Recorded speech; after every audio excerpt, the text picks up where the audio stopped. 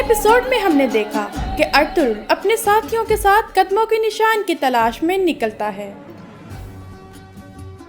راستے میں ان پر کافر حملہ کر دیتے ہیں۔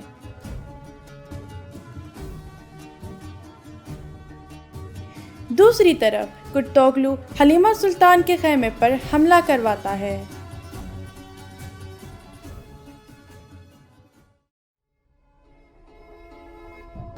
ارطغرل اور اس کے ساتھیوں نے کافروں کا مقابلہ کیا، مگر ترگت زخمی ہو گیا۔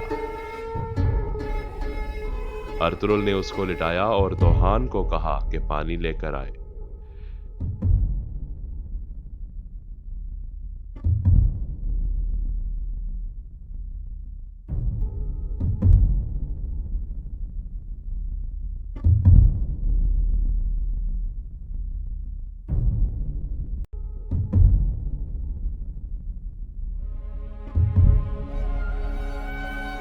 اتنے میں وہاں ایک بزرگ ظہور پذیر ہوئے۔ ارطغرل نے ان سے پوچھا کہ آپ کون ہیں؟ تو انہوں نے بتایا کہ میں ابن العربی ہوں، اور پھر انہوں نے ترگت کے لیے دعا کی۔ قبیلے میں کرتوغلو کی مدد سے آئے ہوئے کافروں نے حلیمہ سلطان کے خیمے میں جانے کی کوشش کی، مگر سپاہیوں نے بہادری کے ساتھ ان کا مقابلہ کیا اور ان سب کو مار دیا۔ اس طرح کرتوغلو کی یہ سازش بھی ناکام ہو گئی۔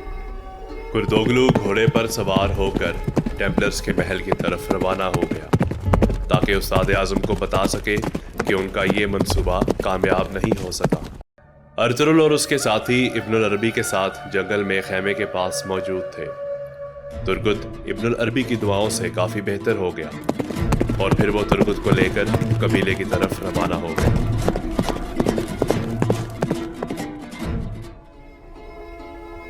ارطغرل کے بھائی گندوگدو نے جب قبیلے میں پوچھ تاچھ کی تو کچھ لوگوں نے انہیں بتایا کہ انہوں نے کرتوغلو کو حلیمہ سلطان کے خیمے کے باہر دیکھا تھا۔ لیکن جب سارم اور گندوگدو خیمے میں اپنے بابا سلیمان شاہ کے پاس گئے تو گندوگدو نے ان کو کرتوغلو کے بارے میں کچھ نہیں بتایا۔ دوسری طرف کرتوغلو ٹیمپلرز کے محل میں پہنچ گیا اور وہاں جا کر انہیں ساری صورتحال کے بارے میں بتایا، جس پر استاد اعظم غصے سے لال ہو گیا۔ ارطغرل اور اس کے ساتھی ابن العربی کے ساتھ قبیلے پہنچ گئے۔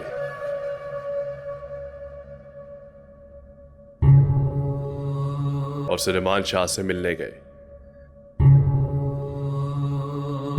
وہاں جا کر ارطغرل نے اپنے بابا سلیمان شاہ کو بتایا کہ کیسے ان پر کافروں نے حملہ کیا اور وہ اس کافر کو ڈھونڈ نہ سکے، اور ابن العربی بھی سلیمان شاہ سے ملے۔